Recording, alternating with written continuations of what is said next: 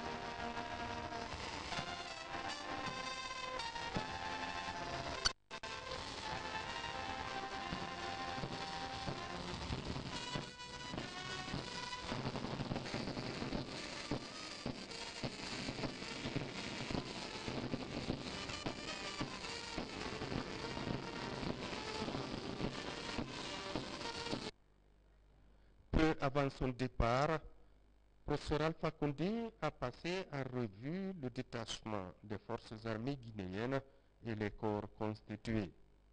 Le président de la République prend ainsi part au 14e sommet de la francophonie qui s'ouvre demain à Kinshasa.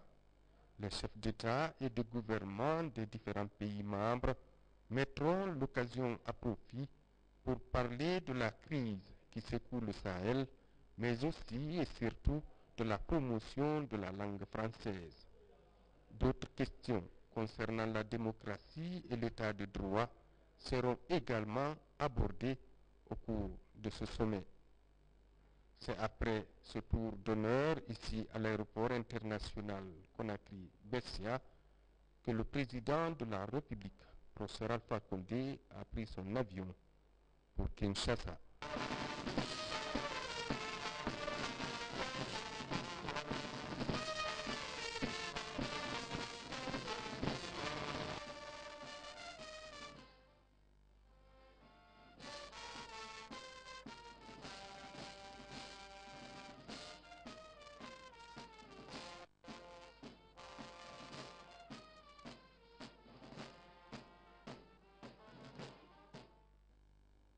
Le programme présidentiel en faveur de l'emploi des jeunes vient d'être lancé à l'École nationale des arts et métiers de Guinée-ENAM.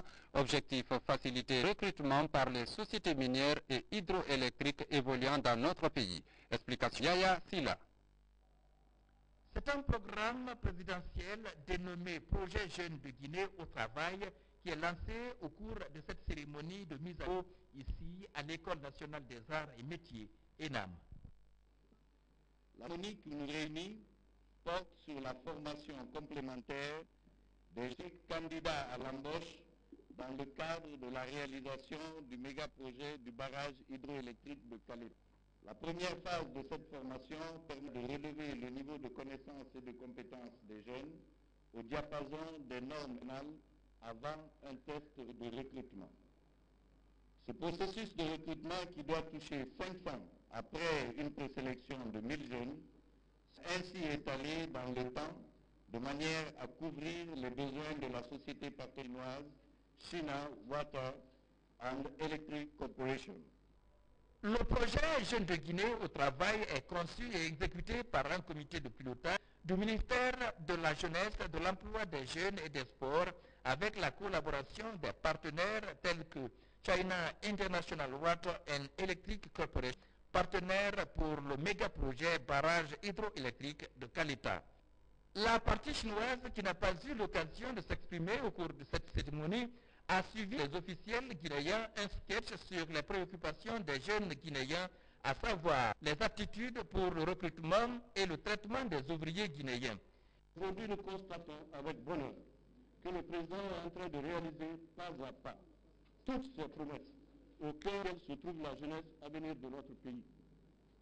C'est pourquoi nous souhaitons vivement que toute la jeunesse de Guinée saisisse les opportunités de formation offertes par le gouvernement afin que tous, y compris les diplômés sans emploi, aient la qualification requise pour trouver un travail et vivre dignement à la sueur de leur front.